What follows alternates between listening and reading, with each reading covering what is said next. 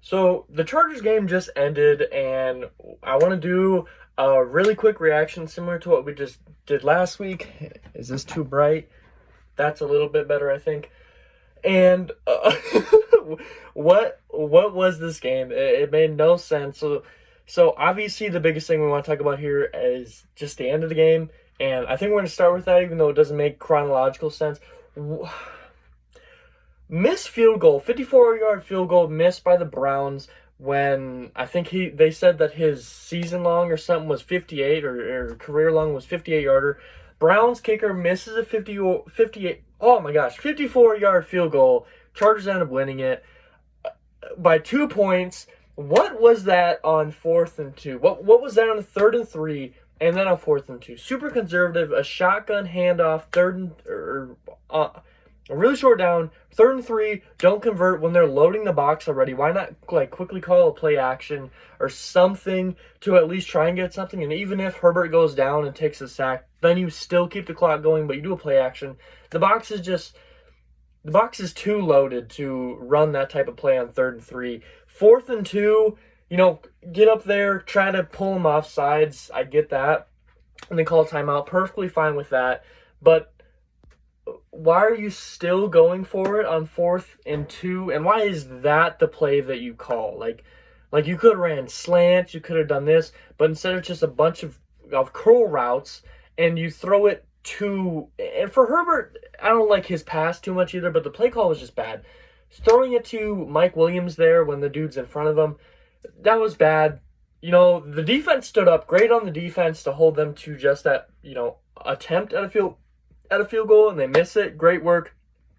Going back to the rest of the game, Austin Ekeler is back. He's trying to get his 20 touchdowns this season with 2 less games of scoring touchdowns. Austin Ekeler looks great. This offense, honestly, outside of that last possession and a couple 3-and-outs there, this offense did look really good, and I did like the play calling for the most part. Some questionable play calling on goal line stands, which I count as 1st and goal, 2nd goal. Even if you're 10 yards away from it, I still count that as a goal line stand. Questionable calls there, but overall, I really did like the play calling for most of the game. So good on Joe Lombardi.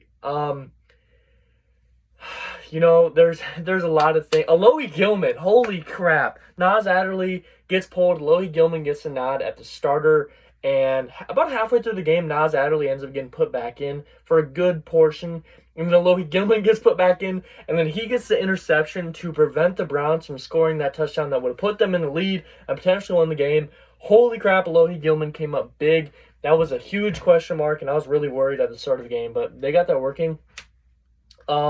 Chargers O-line, round of applause for that. I didn't hear Myles Garrett or Jadeveon Clowney's name, at all. So great work on Sawyer and Pipkins and even Norton for a time when Norton was in there, but it was rough when Norton was in there.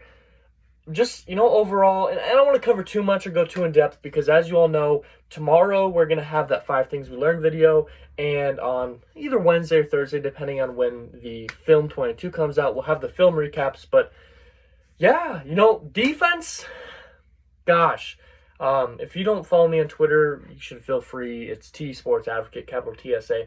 This defense had me bamboozled, had me a loss of words. It made no sense. Beginning of the game, they looked like one of the worst defenses in the league.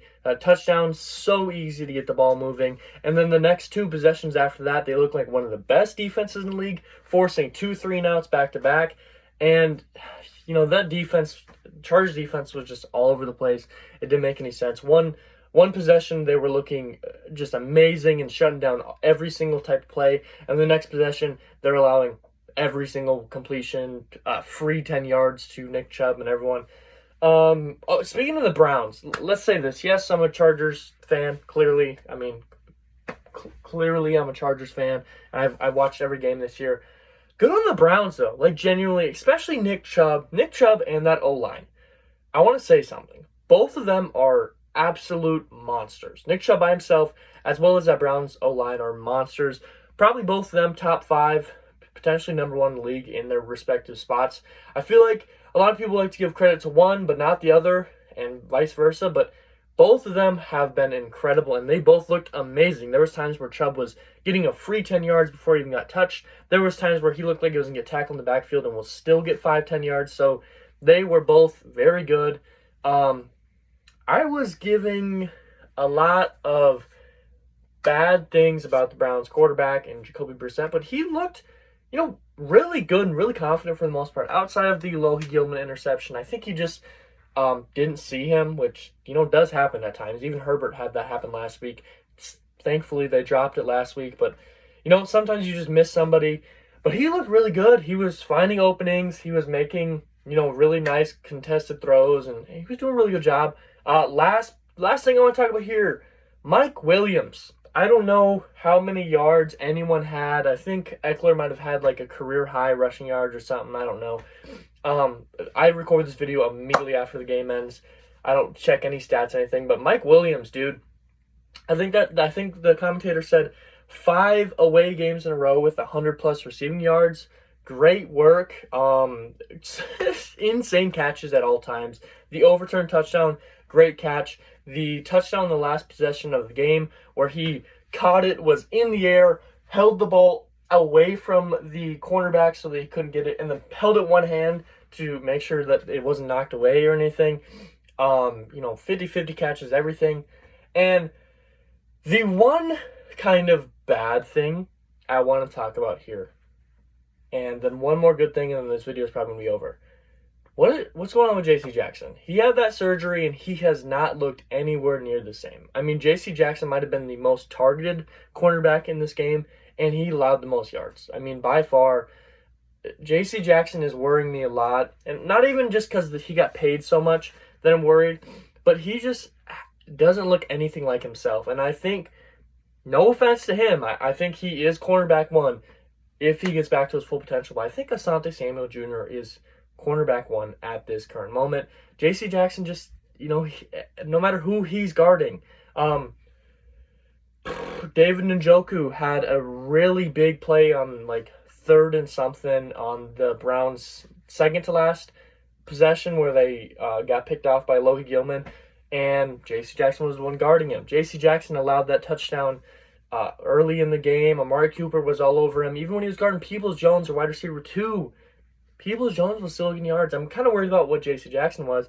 But on the good side of things, beginning of the year, if you guys don't know, I had a video on my, expected players to improve the most, breakout players. I did offense and defense.